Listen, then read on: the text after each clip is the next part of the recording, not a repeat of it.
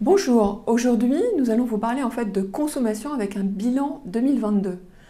En 2022, la montée des incertitudes et l'augmentation de l'inflation alimentaire à un niveau inédit depuis les années 80, soit de plus 7,4% en moyenne annuelle, ont progressivement imposé la sobriété à l'ensemble des Français. Ça se traduit notamment par un recul du nombre de visites en restauration commerciale et par une réduction de la consommation de produits alimentaires en nombre d'articles de 0,8% sur un an. Par bilan, la consommation en produits du porc s'affiche à plus 1,6% en 2022 contre plus 1% en viande bovine, tandis que la volaille voit sa consommation se rétracter de 0,3% dans un contexte de crise sanitaire qui a réduit mécaniquement l'offre disponible à la consommation. Alors, à domicile, les volumes de consommation en viande de porc et charcuterie se rétractent de 0,6% et 0,4% par rapport à 2021. Néanmoins, ces volumes restent supérieurs de 0,3% et 2,3% si l'on compare à la période d'avant-crise de 2019. L'inflation ne s'est installée en effet qu'en seconde partie d'année et atteint en 2022 plus 5% en viande de porc et plus 3% en charcuterie sur fond de hausse des investissements promotionnels. Les produits du porc restent donc une source de protéines qui est peu onéreuse dans un contexte d'arbitrage budgétaire élevé. Cependant, la baisse en gamme des achats des ménages en charcuterie se poursuit. Après plusieurs années de valorisation continue, les Français optent pour des produits moins chers.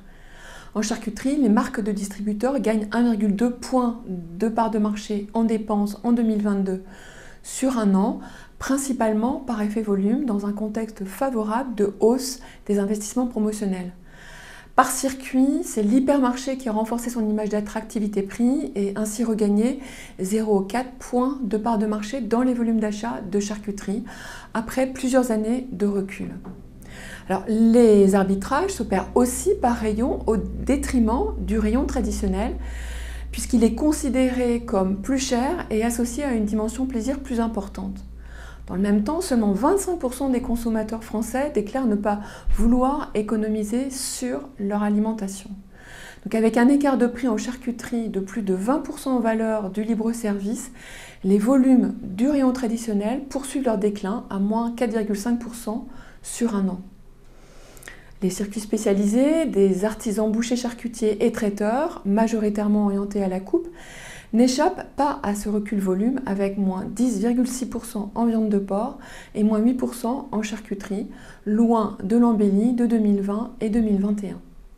Tout circuit, certains produits résistent malgré les hausses de prix, tels que les jambons cuits soutenus par la dynamique des offres du sans nitrite, les pâtés, les rillettes ou encore les saucisses pâte fine. Dans le même temps, les industriels ont cherché à rendre plus accessibles leurs produits au travers de la réduction du grammage de certains produits ou la révision de leur composition. Les saucissons sacs, qui avaient enregistré de belles croissances en 2020, voient leur volume se replier, de même que les jambons secs. Face aux contraintes de temps et à la recherche d'économies énergétiques, les Français cuisinent moins et recherchent des solutions de repas rapides. Ils favorisent par conséquent les volumes du traiteur libre-service qui croissent à plus 1,8% en 2022 sur un an, après déjà une reprise en 2021 à plus 4,9%. Parmi les consommateurs, les plus aisés limitent aussi leur volume d'achat en charcuterie avec moins 3,4% sur un an, mais pour des motivations différentes de celles du pouvoir d'achat et plutôt en lien avec la santé ou la prise de conscience écologique.